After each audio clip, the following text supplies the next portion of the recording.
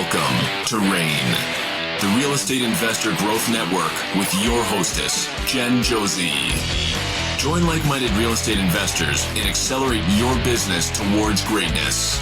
You will hear step-by-step strategies for success, interviews with real estate rock stars, and we will dig deep into past projects where we bear it all, including the good, the bad, and some just plain ugly. So get excited. Here's the bestower of badassery herself, the real Jen Josie. Listener discretion is advised. Hi, and welcome back. I'm Jen Josie, creator of REIN, the Real Estate Investor Growth Network. Whoop, whoop. On today's episode, we have a guest that will be sharing their badassery. But before we begin, here's today's badassery bestowment, my little badass gift to you. Today's topic is why vetting your property manager is essential for new landlords. As a new landlord, choosing the right property manager is one of the most critical steps to protecting your investment and ensuring a smooth rental experience. A reliable property manager can ease your responsibilities, but only if they are skilled, communicative, and trustworthy. Here are 5 essential considerations when vetting a potential property manager. Number 1, verify experience and reputation. Ask for references and research their track record, especially with properties like yours. Experienced managers are more likely to handle issues efficiently and maintain tenant satisfaction. Number 2, assess their tenant screening process. A strong tenant screening process is key to avoiding problematic renters. Make sure they conduct thorough background, credit, and rental history checks to ensure reliable tenants. Number 3, understand their maintenance protocols. Good property managers have a clear system for maintenance and repairs, ensuring your property stays in top condition. Ask how they handle both routine upkeep and emergency repairs. Number 4, review fees and transparency. Understand their fee structure and make sure all changes are transparent. A fair and clear fee agreement will help you avoid unexpected costs and ensure you're getting value for your investment. Number 5, gauge communication and accessibility. I personally think this is the most important. Choose a property manager who is responsive and values clear communication. I can't say that enough. This will make it easier to stay updated on your property and address any issues that arise. So, vetting a property manager may take time, but it's well worth the effort. By choosing a trustworthy manager, you'll set your property up for long-term success and minimize headaches along the way. Now, on to today's episode of the Real Estate Investor Growth Network podcast.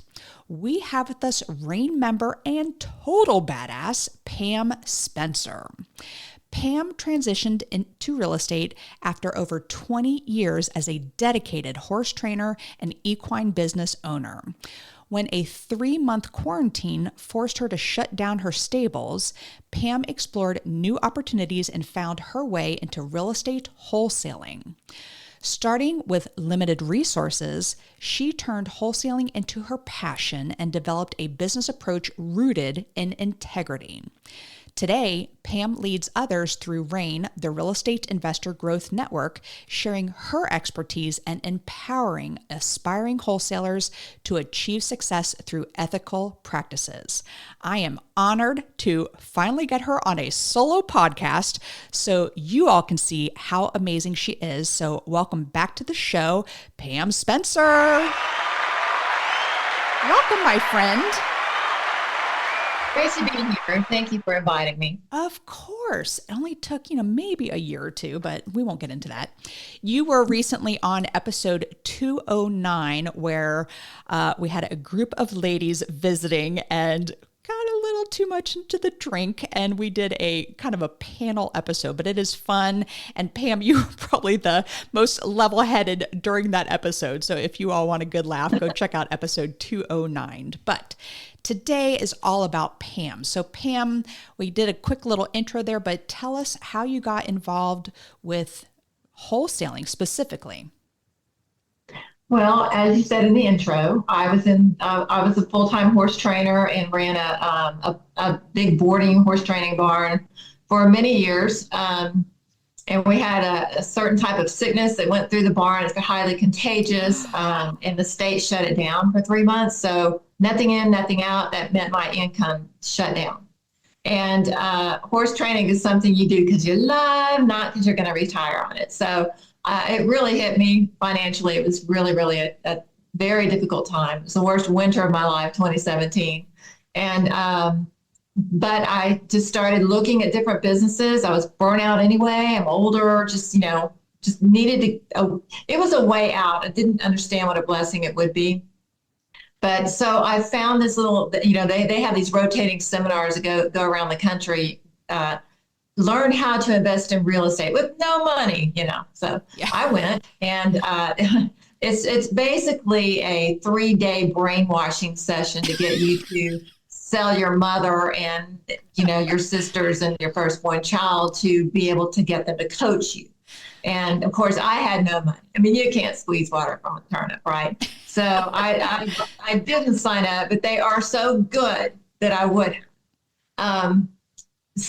Anyway, I went to YouTube University, free, right? So I just was obsessed with it. I woke up to it. I went to sleep, studied everything I could until couldn't see straight, 2, 3 in the morning, and did the same thing the next day and just started really learning the business. And that led to, now that was winter of 2017. By springs, I think it was actually April that I got my first deal. How did I get it? Well, I went to our RIA. I joined our RIA, and I would be driving clear across town, no money for gas. I mean, I'd already sold my trailer, my truck. I was just trying to live, and because I believed so much in what I was learning and that I could do it. It just really resonated with me. So I learned everything I could. I drove for dollars. I found this in a rural area, actually. I found this for sale by owner sign, called it, went and saw the property. I was kind of nervous, but I felt like I knew enough to start to try to do this. And I ended up getting it under contract, and someone I networked with and met at one of our RIA meetings found a buyer, and I JV'd with them for my first deal. That is awesome. I did not know that story. And just for clarification for the listeners, RIA stands for Real Estate Investing Association, or Real Estate Investor Association. And they are national. They're all over the place. They're typically in the larger cities, so you may have to drive, as Pam was talking about, but it's a great place to network. It's going to be all levels of experience. So definitely check out your local RIA. It's REIA. And to use those letters, you do have to be kind of part of the organization. So excellent story. So here's my first loaded question for you. Is wholesaling easy, Pam? Well, ask your local guru that question. Well, I asked this because I've been part of coaching program. I have seen other coaching programs, and a lot of these gurus start off and they say, oh, just start with wholesaling. It's easy. You don't need any money out of pocket. Just do this. I'm going to let you explain this because your description was even better than mine. So debunk this myth that wholesaling is easy, please. Yes. Well, I'm not so sure if I would have believed in myself had I understood. And we'll get to this, but it's way harder today than it was then for a lot of reasons. But it is not, there's nothing easy about it. You can't just go buy a list or look up a list or go start cold calling or send out letters or postcards or go driving around looking for an ugly house and then get it under contract and make $10,000. That is an outright lie. That's That what is they tell not. you. Yes, and they love to highlight that one person out of 100,000 people that has done it. And even I question the legitimacy of that story when they do highlight that person, especially if it's someone that isn't already skilled up, someone that already hasn't come from a very successful sales background. So, yeah, no, it's never. It's just misleading to say it's easy and that you can just get into it. It should that it's the lower level of entry, the least amount of money, and so forth.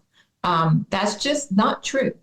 And I agree because students will say to me, "Oh, I'm just going to start with wholesaling because I have no money." And I'm like, it's expensive to wholesale because you have to pay for marketing. You have to take the time to drive to places to network with people. So like you said, it's absolutely not easy. But can you give us some specific skill sets that are important to have as a wholesaler? That is a great question. And one that I learned. See, I came into it thinking it would be easy, remember? So I didn't understand the skills. I think the number one skill is to be able to talk to people articulately. I think to not be afraid of the telephone, which 99% of people I'm convinced out there, and I was one of them, are. I am. Yeah, well, I still don't like it, but I'm way, way, way, way better. I don't mind it. I'll do it pretty easily now. But so most people are afraid to talk to people, and there's a good reason for that because people aren't nice to you. Okay, they're not. I'm one of those people. I know you are. And I hate getting cold calls and I just rip them to shreds, but keep going. Sorry. Who likes it? Who likes it? So these are even if it's a paid ad, and they filled out your form, took the time to fill out your form and send it in, still they're not going to answer your call. And when they do, they're still suspicious of who you are and why you're calling them. So, it's not easy at all in that respect.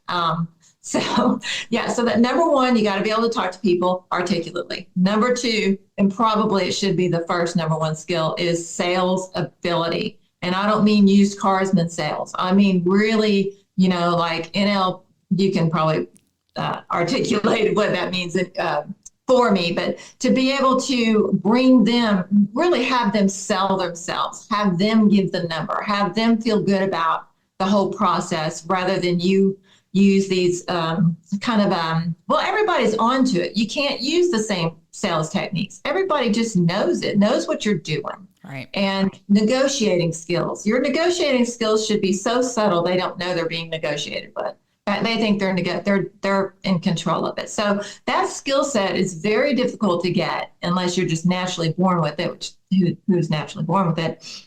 But it can be developed. So there are several types of sales courses out there for specifically related to real estate and a couple of them that aren't, but have techniques that are really, really, really good and absolutely number one in importance if you're going to make it in this business, make any money in this business.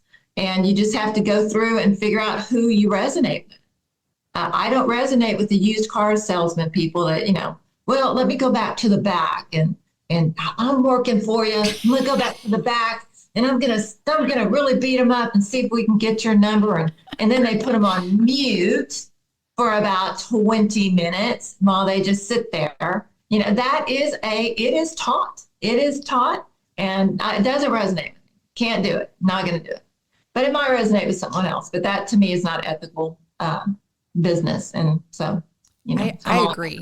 You and I were discussing one time about a guy who goes live on, I think it's Instagram, whatever, and he does live sales calls, and you see what a jerk he is to these people. And the tactics are so unethical. They're outright lies. I mean, if these sellers knew who they had on the phone and what was going on, I mean, I think there'd be lawsuits. There probably have been lawsuits. Oh. They make so much money. They probably have, tons of lawyers and they don't care. Absolutely. So in talking about the skills needed, what are some of the financial things that you have to pay for? Because you mentioned lists. What are lists and what type of lists do you want to get your hands on? Well, as far as the financial, I think the first thing that you should try to invest in is training, understanding to maybe find a mentorship, wholesaling mentorship. And this is very important that you make sure that mentorship is someone that's actively working the business themselves. There's very few. Those are rare, rare, rare. Someone who's on the phone recording themselves, they're really working the business themselves. You can tell they're doing it ethically, and have that mentorship. That alongside that, put the money into that sales training, the negotiation training that I was talking about, and those two things. But then aside from that, you're going to need to have some systems. They say you don't need this, but I think once you get the leads, you do. And so there's so many ways to market, and it's going to be budget dependent. If you're on a low budget, you may have to drive for dollars. Drive around the neighborhoods, look for houses that are vacant. Take note of those addresses. I use a recorder. Every appointment I go early, and I just drive the neighborhood, and I'm recording addresses. Or I have my video out with my camera, and I'm videoing this address going, look, this house looks vacant. I think this one's vacant. You need to call it. And I call out the address, and I get home and I put these all in my CRM or my, database that I organize things in. And there is free skip tracing out there. True People Search is pretty good. It's not great. There's no great skip tracing service out there, meaning they find the phone numbers. You can mail, you can send postcards. That brings up where I also, with my driving for dollars, I bought a bunch of blank cards, and I would sit there and write personal cards to people. Wow. From vacant houses and send them out. Put the stamps on there, take stacks to the mail, pray over the stack, and just send them out. But I got back then, I still do this on probates, but a personal card. But I did get a couple of deals from that too, just sincere. I remember our very first connection, and I was at a Hurricanes hockey game, and first of all, I had called you. I received a postcard with a picture of a property that we had purchased in Rocky Mount, North Carolina. And it was our very first flip that actually ended up just being a wholesale, and we didn't do much to it. But I received this postcard in the mail with a picture of that house on the exterior on the back of the postcard, and then said, "Call me. Are you looking to sell?" And I was like, that is amazing marketing. It was probably around 2018. So, because you and I started about the same time, and just, it blew me away. So I called you, and I think you called me back, and I was at a hockey game, and the conversation we had, I said, well, I'm getting ready to flip it. I'm not selling it, but I just got to tell you, that postcard blew me away. What company do you like? So I was picking your brain as far as, how you did that marketing. So that leads me to my next question, because we've been in this industry for a while. How has wholesaling evolved over the years? That is the perfect question to ask, really, that no one's talking about. They're still using old methods because they're, I'm just saying the people that are trying to teach it and have courses. Honestly, if I couldn't mentor, especially one-on-one, I'm way too busy. I'm running a business. I don't have time for all the social medias and cameras following me around and all this kind of stuff. So I absolutely question whether or not. I think they're completely disconnected as to what the business is like today. Me in the trenches every day, this is how it's changed. We could do the postcards and have a fairly good response. You either got people cussing you out because they thought you were stalking them. They'd call you and do that, threaten to sue you, on and on. Or the people like you that loved it, thought, wow, this is really cool. So that one that was when they first started those. So there was better response then than there is now. Everybody's getting them. So all the stuff that used to work, and this is in any business probably, it gets saturated. So postcards were maybe the deal at one season, and then maybe letters another, and then cold calling another, or texting another, or all of them could work at any given time. So now we have we're highly, highly regulated with cold calling. And it's not the do not call lists. It is the carriers that will not allow your call to be even answered. So although I had a huge team of cold callers at one time, it got narrower and narrower and less leads because there was just no responses. No one's picking up the phone. So the carriers are blocking. You have to do all these registrations with all these numbers. And then even having done that and getting approval, if one of those people or 5 of those people sends you to spam or reports the number or whatever, that number gets blocked again. And you have to go through and get that unblocked. It's a huge process. And I've done it all. Texting has been highly regulated now. You can get lots of lawsuits for texting. And there are people that are making a living waiting for your text to come in and to be able to sue you. Same with cold calling. So I nixed the texting. I don't text anymore. I'm just going to stop you for a second. I laugh because I am one of those where I'm like, this is a do not call number. Thank you for identifying yourself. I hope you enjoy your fine. It just, I loved sending those messages. So I laugh because that's me, because I got them all the time too. Thank God I never got fined, but so there's that used to work. Used to be amazing, and your cost per lead was cost per deal was so low. It was I made so much more profit off of those. And then there's pay per lead. Pay per lead would be some of these companies that do all the Google ads and or whether it's YouTube or Google or Instagram or whatever, and they get inbound leads and they charge you per lead. But it's not a lot of them aren't just a flat fee. It's a bidding system. So those are very expensive, and you better be a darn strong closer to even deal with those. And remember, most of those leads that come in are not going to be viable leads. They're either people curious about what their house would be worth, or they're absolutely market ready in mint condition, should use a realtor, but they don't want to use a realtor. But they're not going to be an investor lead, because investors aren't going to pay that. Yep. Aren't going to pay retail. So you've got those. You've got to eat quite a bit of money before you get to that lead that is actually has some motivation and has that perfect, investor house. But so there's that. There's of course the Google ads, PPC, pay yourself to have someone market for you. The pay per click. I thought they were saying. Thank you. Pay per click. I thought they were saying pay per clip. I'm like, what? Pay per click. But pay per click, meaning someone clicks on your, funnel. You whatever better it is. be able to spend $10,000 a month with that, which I've done. And I'm not doing it now because there are companies out there that have endless budgets, and again, that's on a bidding system as well. So they can just outbid you. So that made me lose sleep at night because of the small amount of leads that came through for that amount of money. So I don't do that anymore. There's SEO, which means you have someone that works your website to attract people in Google searches or search engines. And that takes time and money to get that set up. I would say don't expect a viable lead in about 6 months, and you're going to have to continue to pay someone for SEO. I've done a bunch of it myself. I do still get SEO leads. I get them. Those are good. So the hardest part of this business is finding the leads right now.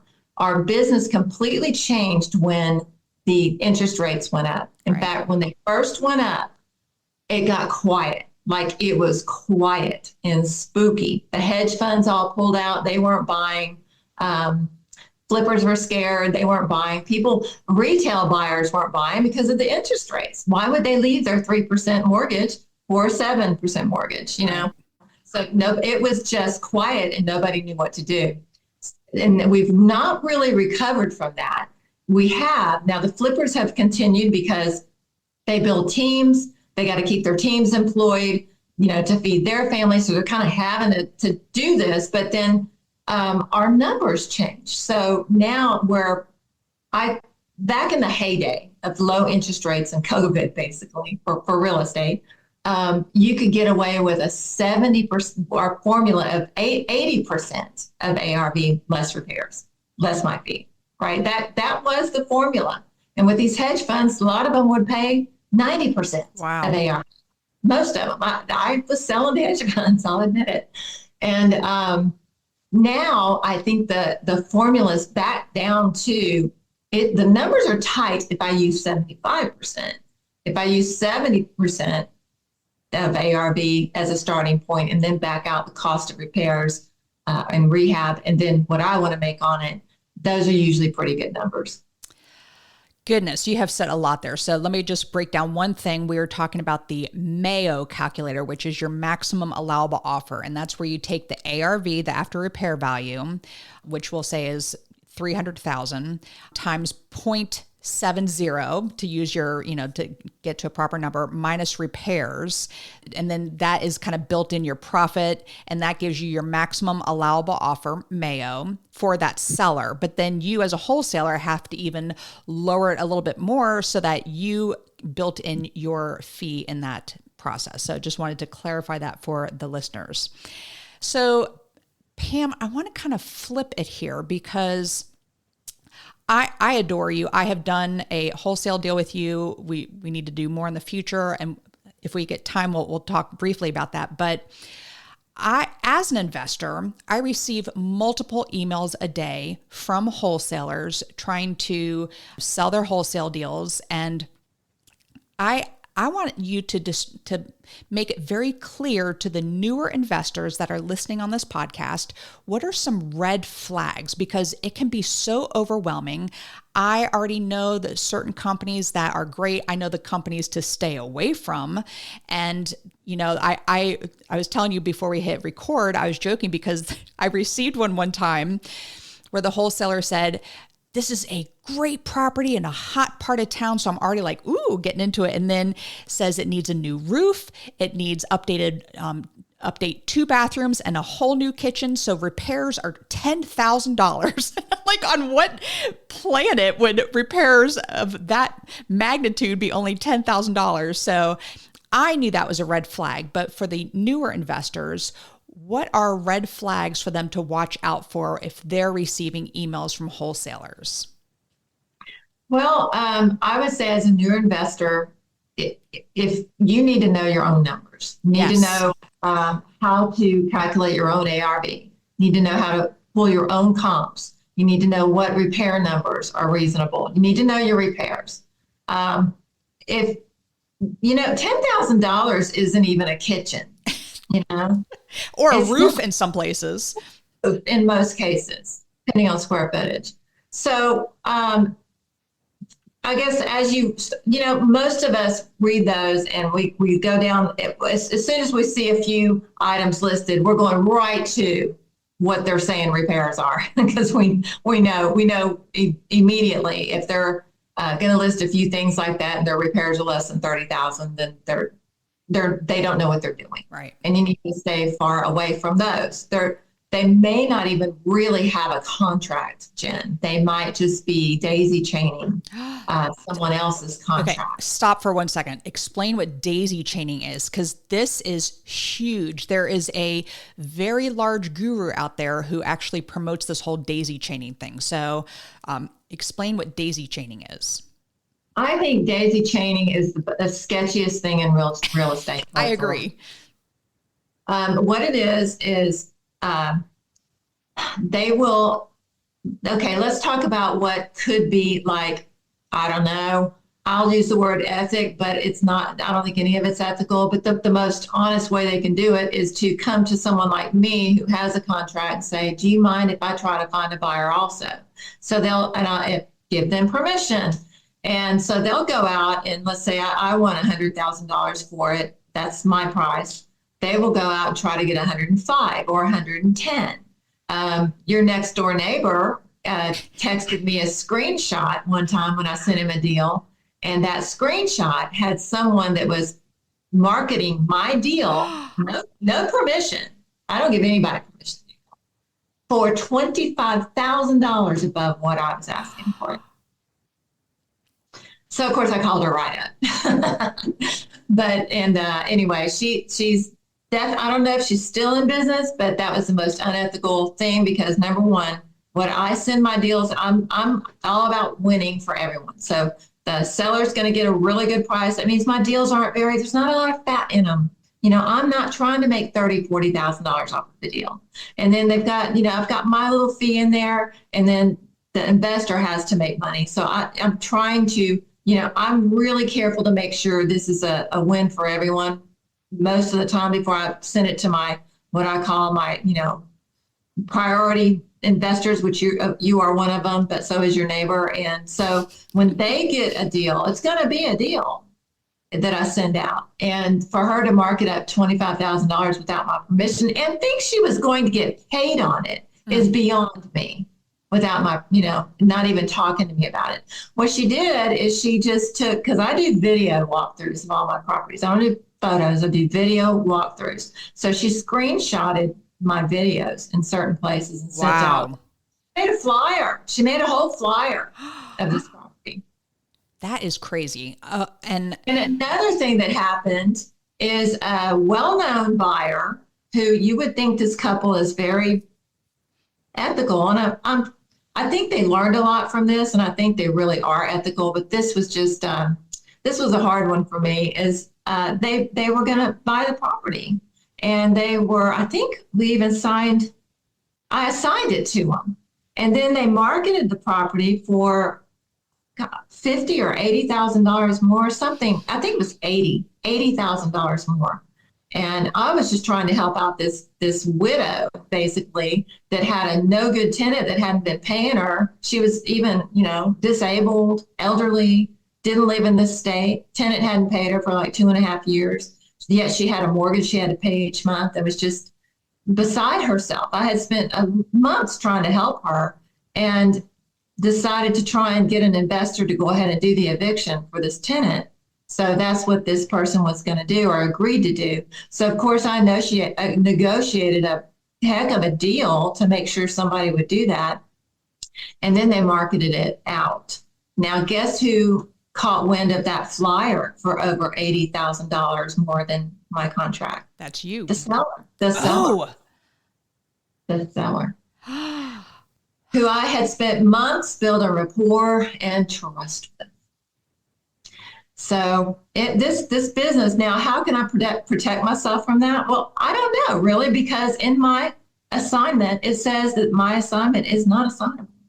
So I don't really know, but there's some really I guess my point is don't just put trust in people just because they claim they're good people. Right. Yeah. And so they look good on Facebook. And I think I know the couple you're talking about, by the way. And I do remember that whole story. These are good people. I think they learned a lesson from this. I don't think they really thought it through. Right. But and it was very disappointing. And I agree. And it definitely is a lesson learned there. So any other red flags? Because we went took a hard left when you brought up daisy chaining. So there's daisy chaining, there's the numbers. But how will you know if the numbers work? Well, you're going to need to know your own numbers. So if that wholesaler, like you said, given your example, $10,000 repair, $15,000 repair, and you see a dilapidated house, it's basically a full goat rehab, just write that one off. They're not even going to last. Don't waste any time with them. Blacklist them and move on. That should be the obvious sign. The other is that if you have someone trying to daisy chain, ask this question. Are you direct to seller? Write that down. Are you direct to seller? And then if they're not, no. So ask them, well, who is? I need to speak to the person that is direct to seller. Now, if they have permission to daisy chain, they won't mind giving you that number. If they have no permission and they're just jumping on everybody's deals and scalping them off of Facebook ads, write those off too. If they're dishonest, they're going to be dishonest through the whole process. Okay. They have no permission to do it, no legal authority to do it. And you need to steer clear from them. They're going to eventually get sued, or, you could even get in trouble as a buyer down the road if all this falls through. So.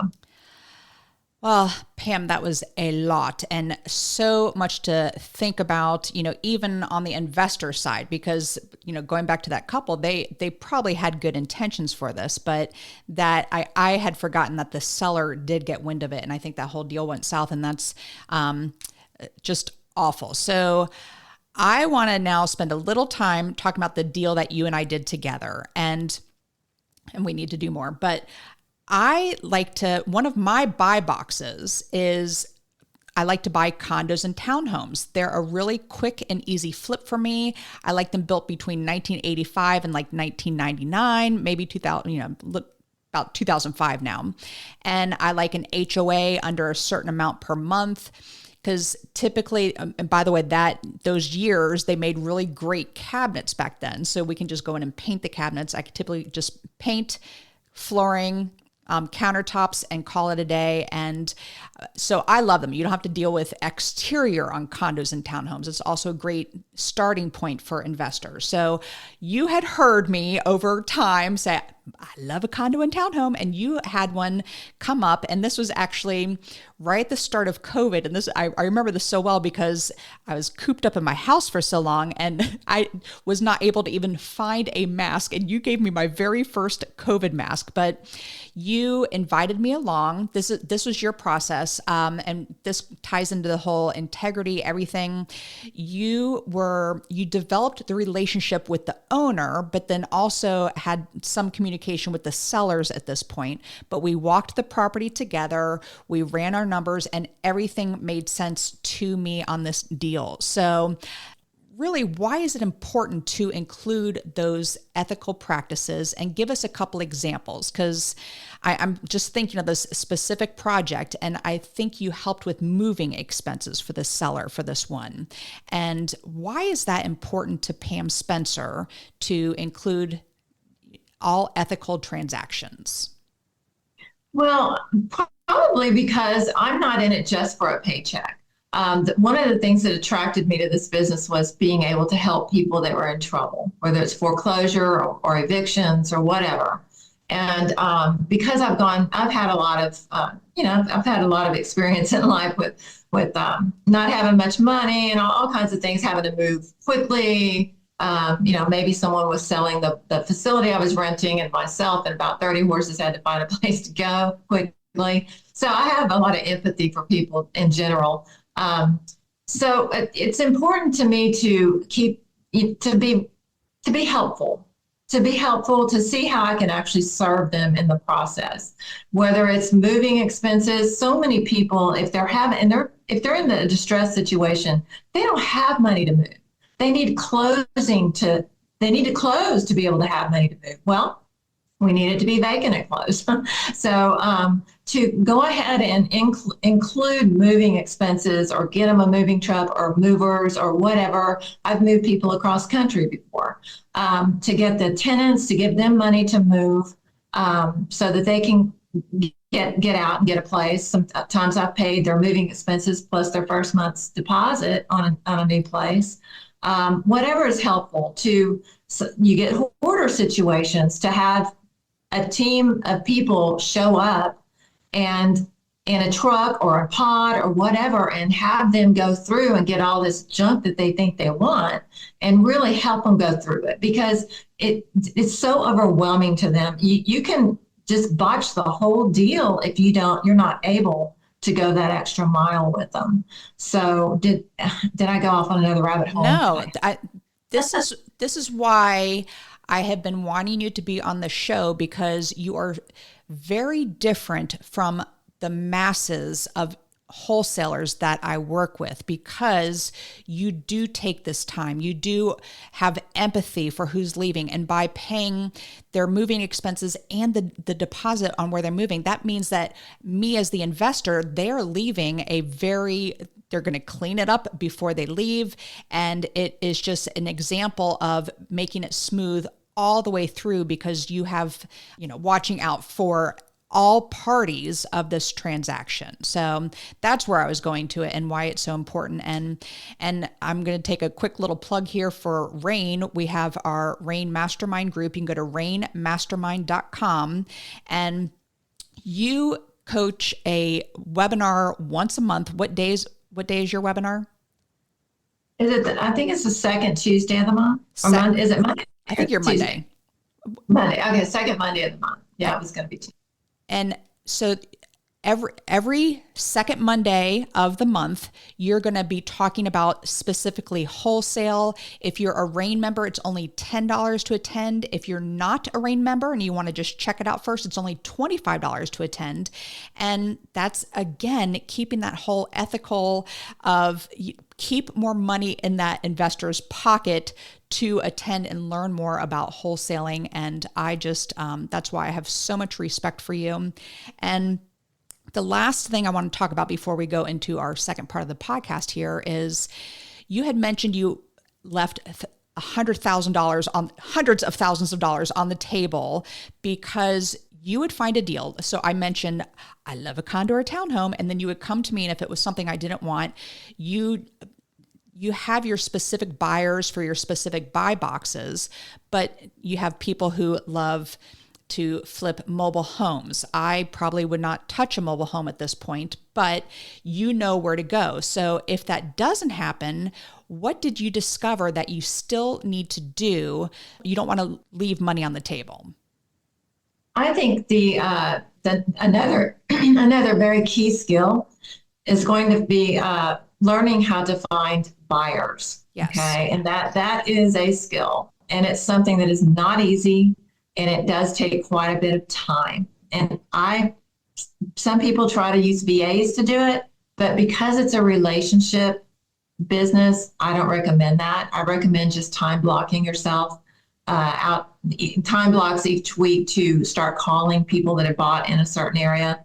So what I used to do is I'm a networking fiend. So I've gone to everything to network, especially in the beginning, and find buyers, flipper buyers mostly, but there are buy and hold buyers that specifically buy and hold. They don't normally go to RIA meetings. So how do you find those? And that can be, I'll teach all that on my coaching call.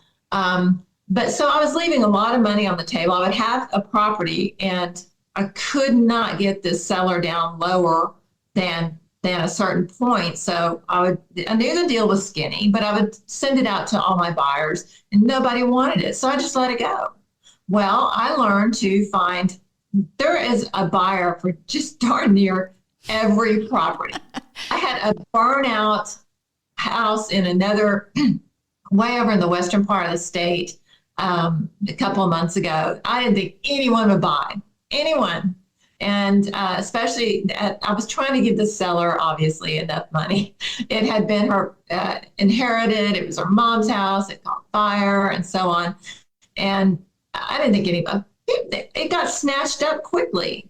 And another burnout that I had on the other side of the state that I just thought it was lot value only. It got snatched up. I mean, and it was none of my normal buyers. These are random people that I found, which again, I'll teach people how to do this. So I think it took me like probably 3 or 4 years. I'm 7 years now into this to even discover how much money I have lost by not really paying attention to that side of my business. People say, well, just get the deal and you'll find the buyers. That's true. That's true by and large.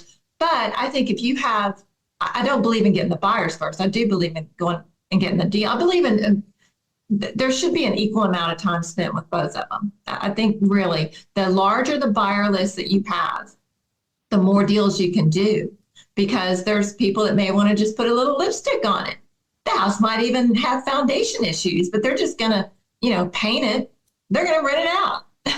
So they're going to pay a lot more because their deals are normally found on the MLS, which you can't hardly find.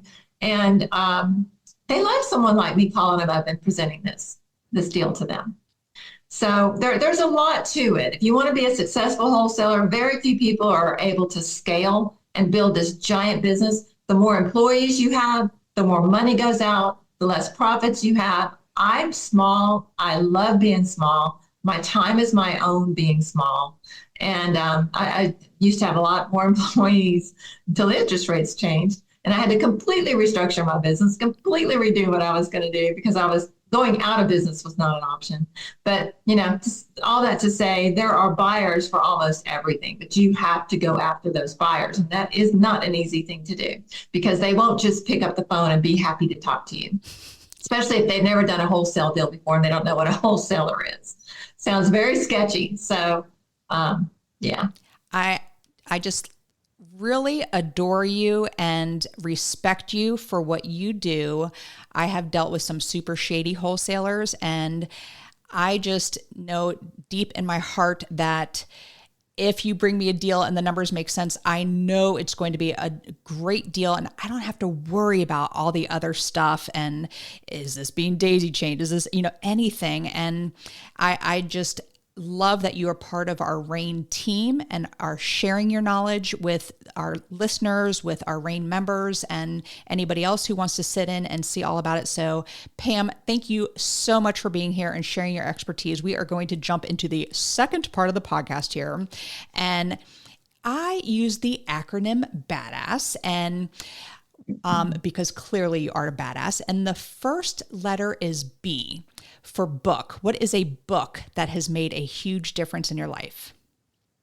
Well, this is going to probably have some people roll their eyes, and it sounds cliche, but honest to God, I spent my life with animals for over 20 years. So you'll hear a lot about mindset in the entrepreneur world. And I didn't really understand what the mindset was about until I read Rich Dad, Poor Dad. And I actually did it on audiobook. I listen to tons of audiobooks now. And it shifted my mindset,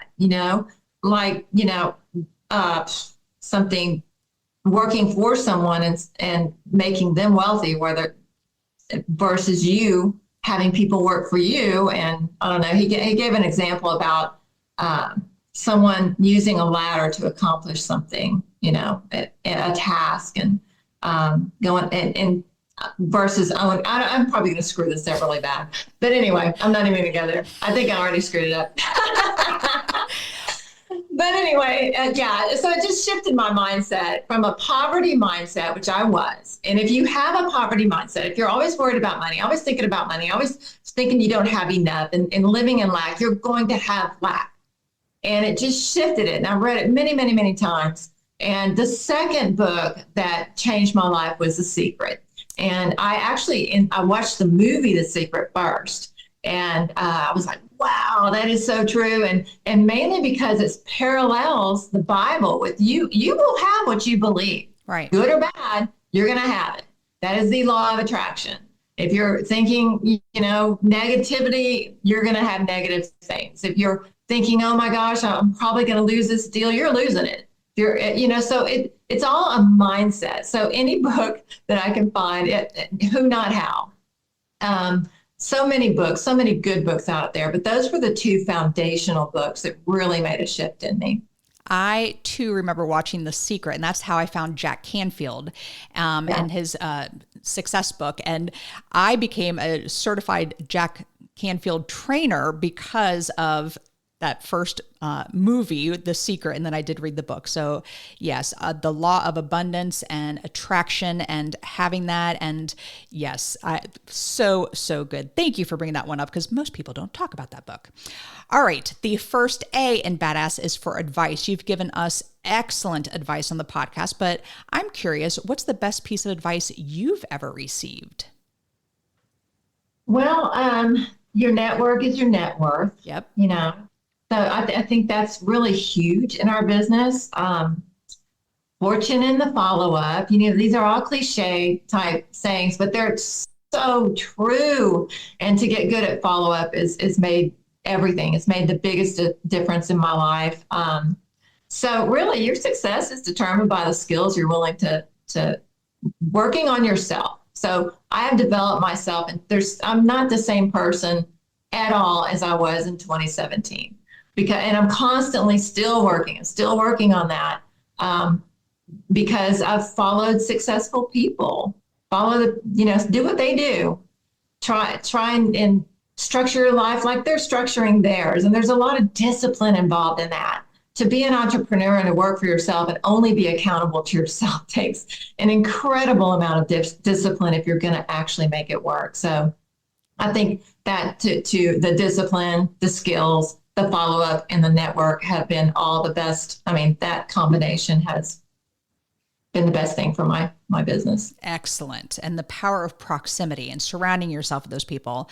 I am very lucky. I get to have lunch with you every other Thursday, and we have our little accountability group, and we've been meeting for years, and you just recently joined us. And it's one of those things, by putting yourself in the room with these people and really just growing your businesses together and surrounding yourself with like-minded people, I think is huge. All right. Yes. The D in badass is for drive. What drives you to be successful? Well, coming from just living, as some people would say, paycheck to paycheck, and not having the resources to survive a 3-4 month of no income really impacted me and made me understand what freedom actually is.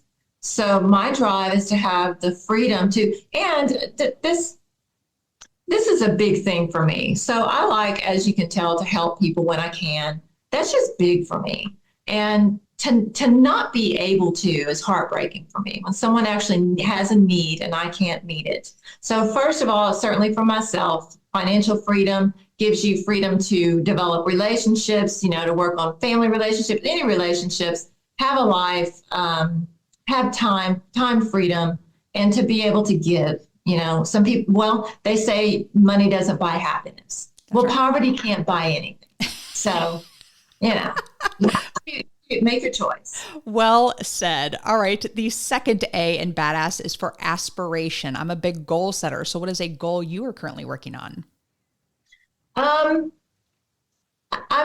been working on this one, but this is something I'm getting close, very, very close to. And the way I set goals is just something that I feel, remember, you have what you believe. So something I feel is achievable, and then set another goal past that once it's achieved. But a consistent 50,000 a month is what my current goal is. And there's many others that kind of go along with that, but that, as far as a financial goal, is that. Personal goals would be to have the structure in my life to continue with clean eating and at my exercising and things like that. I think they all tie in to success. I really do, and that's that discipline part of it. Huge. That's a good lofty number too. I like it. All right. The first S in badass is for systems. I'm sure you are a systems girl and they have evolved over the years, but what systems do you have in place to help you achieve success? Well, I think my CRM is probably my best system because when a lead comes in, I put it in there, and there's a nurturing campaign that goes along with that for the follow-up process. It also has about 20,000 leads I get access to included per month. I can even find buyers within that. So that whole system is so large. I can do comps and all kinds of stuff. I can see what they owe mortgages. I can see foreclosures. I can see everything. So that is my number one system. But other than that, I use VAs to do all the work that would take me away from what I'm good at, which is talking to people. Anything that takes me away from being on the phones and talking to sellers, I have a VA do. So I have a couple of them. So there's that. I think those are the only systems that I really use right now. Big. Do you have a specific CRM that you use, or have you created your own? No, I've looked at everything out there.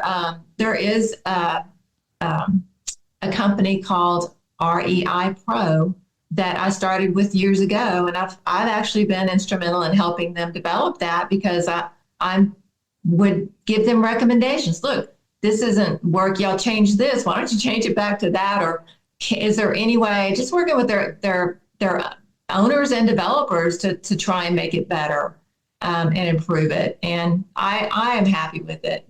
Nice. And I do have a link. I have you can contact me. I'll give you a discount on that. But that's the one that nobody talks about. I don't think people really, I don't think REI Pro is sufficient for someone who's got a scaled up business, tons of employees and all that kind of stuff. But for your solopreneur or someone that just two or three of you that have partners, and VAs, because it's got several different sections for their own database to follow up on the leads or whatever. It's very robust, I think, for what I do. Nice. And why don't you email me that link and I'll put it in the show notes for this podcast. So just go into the show notes of this podcast and you can click on there. Pam, this has been such an awesome experience. So we're going to wrap up this podcast with the final S in badass, and it's for success. What does success mean to Pam Spencer? Yeah, that was kind of a hard one to think about, to be honest with you, because I think the first thought from anyone who's come from, a kind of a bad money situation is money. But it's so much more than that. Money to me is more like freedom, but living in balance in your life where you've got because if you're only working on money, you're letting relationships suffer, whether it's family, friends, whatever. You're not living. You're just working, you're surviving. You just after that next deal. So to try and to have that balance where I have systems in place to have the income that I'm happy with per month and have that other time to spend with friends, to spend with family, to travel, to do things that I want to do. I think that is success, to be abundant in all these different areas in your life. Well, I am so lucky to have you in my life, and I'm proud to call you friend. I have so much respect for you and everything that you do for the community. And just thank you, Pam, for finally coming on the show, because I know the listeners like, gosh, this one was so good. So Pam, thank you so much for joining us today. Thank you, Jen. It's been an honor. And that is all. Thank you for listening, and we will catch you on the next episode. Now, go out there and share your badassery, and don't forget, make it a great day. Take care. Bye-bye. Whoop, whoop. Thank you for listening to REIN, the Real Estate Investor Growth Network. Be sure to subscribe on your favorite podcasting platform so you never miss an episode. If you need more badassery, you can follow Jen Josie by visiting therealjenjosie.com or become a member of REIN by registering on reinmastermind.com.